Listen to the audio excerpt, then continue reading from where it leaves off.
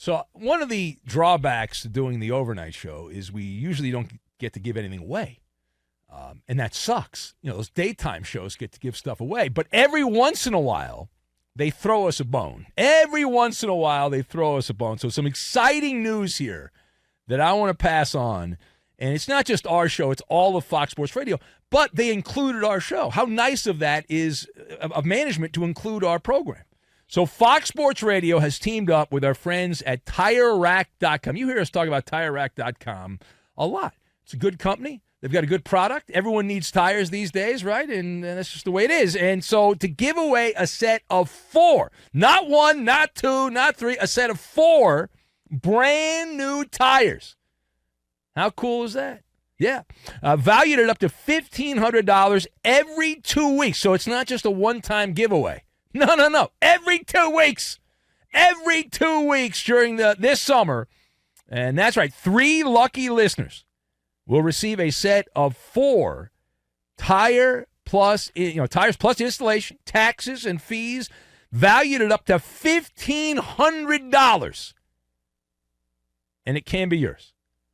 Right? Yeah. It's the summer of Tire Rack Sweepstakes. Enter daily at foxsportsradio.com to increase your chances to win. Yes, you. Not him or not him. They're not eligible. But you can register to win every single day to improve your chances. A winner will be selected every 2 weeks between now and August 27th for a set of 4 brand new tires. Here's the key part. Listen closely. To enter, here's what you do. All right? Get the rules and enter. Visit foxsportsradio.com. And I would really like somebody that listens overnight to win, because it would upset management greatly if that happens. So I'm pulling for you, the overnight nocturnal listener, to win these tires. It's sponsored by tirerack.com, the way tire buying should be. Again, if you want to enter, foxsportsradio.com, enter every single day, all summer long, and you can smell the rubber of brand new tires.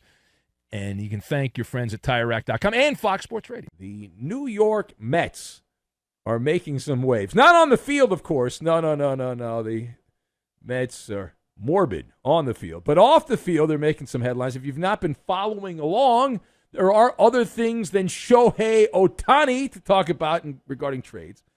And so if you haven't seen it, the New York Mets are said to internally be debating what to do at the trade deadline. Now, they're going to make some moves, but are they going to go complete kaboom and blow the whole thing up, or will they go halfway? The main point of consternation, we are told, for the Mets is the internal debate about what to do with long-in-the-tooth pitchers Justin Verlander and Max Scherzer. The front office is said to be torn. I don't know that they buy that, by the way. But Steve Cohen, the owner of the Mets there, he does not want to toss in the sponge and give up on the season. And the word on the street is that the Mets owner is hoping there'll be some kind of Hail Mary push for the Mets to get back in contention, to close the gap and get back into the postseason. Now, factions below him are ready to have a nice big liquidation sale and start wheeling and dealing. So let's discuss. We're going to focus in on the pitchers here, because those are the big headliners that are most likely to be traded or possibly be traded. So the question, does it make sense for the Mets to hold on to Justin Verlander and Max Scherzer, or to trade Scherzer and Verlander? So I've got latitude and longitude, chewy candy, and statesman. And we will combine all of these things together, and we are going to make a great underachieving baseball team, which is what the team in New York, the other team in New York, well, actually both teams in New York would qualify as that. Now, number one, the Metropolitans have got to be the dumbest team in America if they hold on to these cats. It was risky business from the start. The fact that they went out, we talked about, you signed Verlander, he had great numbers with the Cheaters in Houston last year. But you add that to Scherzer, and what are you doing? Now, maybe it would have worked out and we would have looked like donkeys, but it hasn't worked out. You get a couple of old geezer pitchers there at the front of your rotation. What could possibly go wrong? Let's see. So Verlander and Scherzer, if you combine their performance this year and factor in all the other variables in that performance, these guys have pitched like ham and eggers this season, but they are getting paid. They are getting paid caviar and fine Kobe beef, like those Wall Street Titans. The Mets have gotten 30 starts heading into Wednesday night. The Mets had gotten 30 starts combined out of the King of Queens, the two aces of the rotation, Verlander and Scherzer. The Mets, what's their record out of those 30 starts? Now, the Mets' record is 16-14. 2 games above 500. That's it. 2 games above 500, and we are getting towards late July now. Not elite. The former cheating Astro was injured to begin the year, Verlander, and Mad Max was caught breaking the rules, doctoring baseballs with gobs of pine tar, and got suspended for that. It's embarrassing. So my diagnosis here, the Mets, what they should do is just chalk this one up to bad latitude and longitude. The GPS coordinates for October baseball got messed up along the way, and so they went off course. And normally I would say don't trade the veteran player, don't trade the player. You got to keep the player because you're not going to get enough in return. And I do believe the Mets will just get pennies on the dollar unless Stephen Cohen cuts a big check to get somebody who's highly rated. But even then, when they're highly rated in the minor leagues, you're a suspect until a suspect is a prospect until proven otherwise, we like to say on the show. So the GPS went off course. And these guys are only going to get worse. They're not going to get better. Like the aging process is undefeated here. So you move on, take some scratcher tickets, and just hope you find pay dirt somewhere along the way. Maybe you'll find it at some kind of mini mart in L.A. somewhere. I don't know. Now, page 2. Speaking of the trade deadline, a lot of rumbling and stumbling out of San Diego that the Pod Squad are going to disappoint our friend Poppy in San Diego and start unloading pitching and get rid of several name brand players. The Padres starting pitcher, one of their starting pitchers, Joe Musgrove, who was also a cheating Astro back in the day, he does not believe anything is going to derail the Padres. In fact, how do we know that? He said it. Now, the rumors the last week or so have been that Blake Snell, bro, I'm risking my life, bro. I'm not playing until I get mine. That guy, that schmuck, Blake Snell, and or Josh Hader, late of the Brew Crew, are going to be outbound from San Diego ahead of the trade deadline. But Musgrove says it doesn't matter. He said, quote, the Padres are a really good team regardless of what happens over the next few weeks. He said they'll have a really good team. So why does Joe Musgrove think the Padres will still be good if they deal Josh Hader and Blake Snell? Well, here's the rub on this. All right. They're not good right now. So how can they continue to be good if they're not good right now? And he doesn't really think that. This is the classic robotic response. What do you want me to say? If you saw the old baseball movie Bull Durham, you got to know your cliches. You got to know how to deal with the writers. That's what this is. Musgrove, as we mentioned, has a past. He's tainted, cheating a-hole.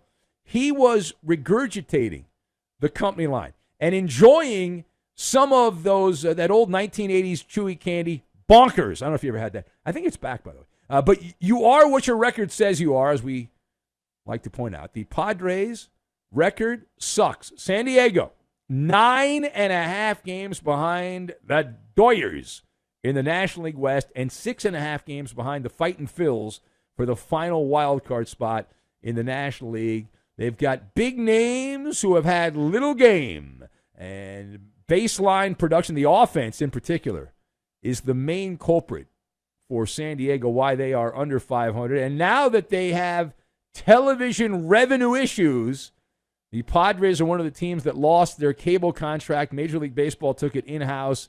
And while baseball is painting a nice mosaic, there are some whispers that the revenue stream has not quite been as bountiful as the people at baseball anticipated, and there is concern here as they try to figure out what to do. You might have noticed a number of teams have decided to go old school. There was a time before cable television. All these games were on free television. And the Arizona teams, for example, the Phoenix teams, the Diamondbacks going back to that model, and several others going back to that over-the-air model as they try to supplement the lack of funds coming in from the cable deals that have been broken. So I'll say this, though, for the Padres. I'm jealous of the owner. Peter Seidler, that's a good owner. And he seems like the kind of guy that would be willing just to toss money into an incinerator to keep the Padres going.